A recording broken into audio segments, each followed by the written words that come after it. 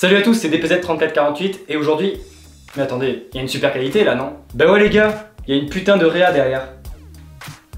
Sur une de mes vidéos, il y a un petit malin qui s'est amusé à chercher ma plaque sur internet. Et du coup on va voir ensemble quelles informations il y a sur une plaque d'immatriculation.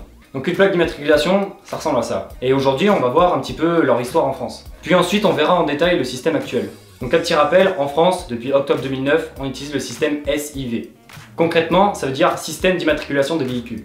Donc ce qu'il faut savoir, c'est qu'à la base, une plaque d'immatriculation, ça sert à identifier le propriétaire d'un véhicule.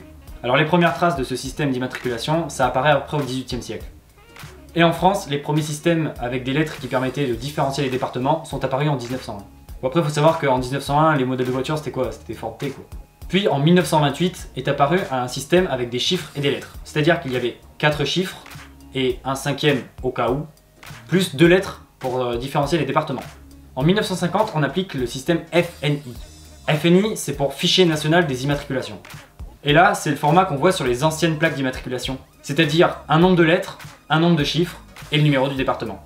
Puis en 2009 est apparu le SIV, le système actuel. Donc SIV, c'est Système d'immatriculation des véhicules.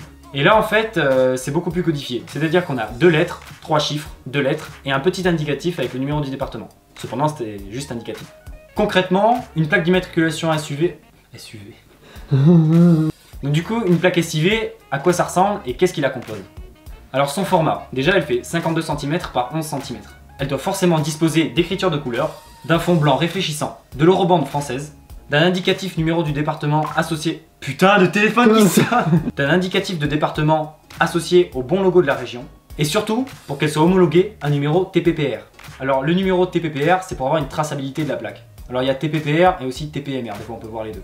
Et ensuite on le voit par exemple sur cette plaque là, on peut voir des fois qu'il y a des petits messages. Là notamment c'est une concession Renault à Arras. En fait ce message il est complètement optionnel, on peut le mettre et on peut mettre ce qu'on veut. Bon tant que c'est pas une insulte sur la police. On peut aussi mettre abonnez-vous, hein, ça marche bien.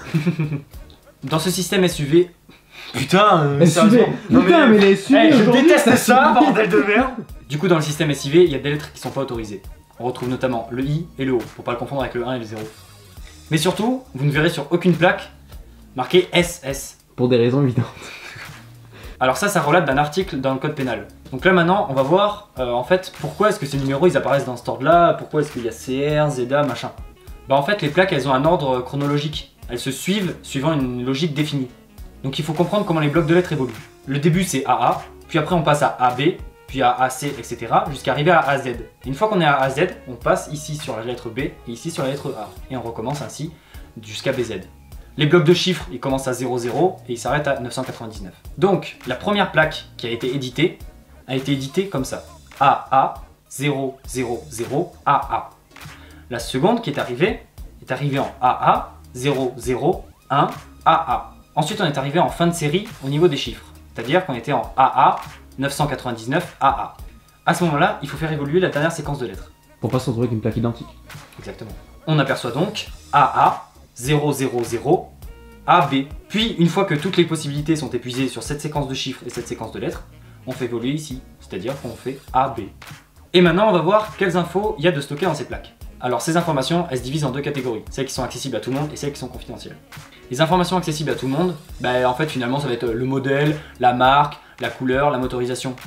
Par exemple, il y a des sites de pièces auto, vous rentrez votre plaque d'immatriculation et ils vont pouvoir vous sélectionner les bonnes références de pièces. On peut aussi y retrouver la date de première mise en circulation. Et ça vous permet aussi de savoir si une voiture a été déclarée épave, c'est-à-dire si elle peut toujours rouler et qu'elle n'a pas été mise hors d'usage par un gros accident.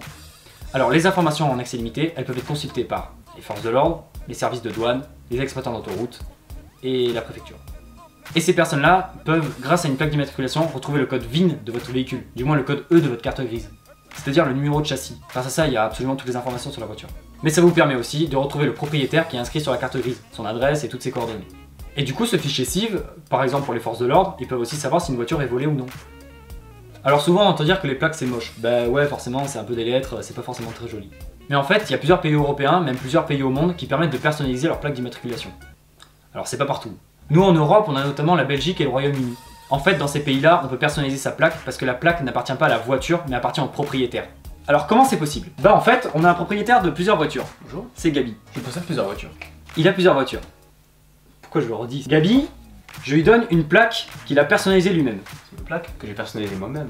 Exactement. Et en fait, il va la mettre sur toutes ses voitures. C'est-à-dire qu'il aura plusieurs voitures qui auront la même plaque. J'ai 5 Clio 4 avec la même plaque. Voilà, maintenant vous savez ce que c'est qu'une plaque d'immatriculation et toutes les informations qu'elle contient. J'espère que cette vidéo vous aura plu. Si c'est le cas, n'hésitez pas à le manifester par un pouce bleu et de vous abonner à la chaîne. Vous pouvez aussi faire un tour sur le compte Instagram DPZ3448 pour pouvoir voir des histoires de voitures. Vous pouvez aussi aller sur la chaîne Matsalen SFR pour voir des vidéos que j'ai réalisées notamment avec Gabi qui est derrière la caméra. Et puis je vous dis à bientôt pour de nouvelles vidéos. Ciao!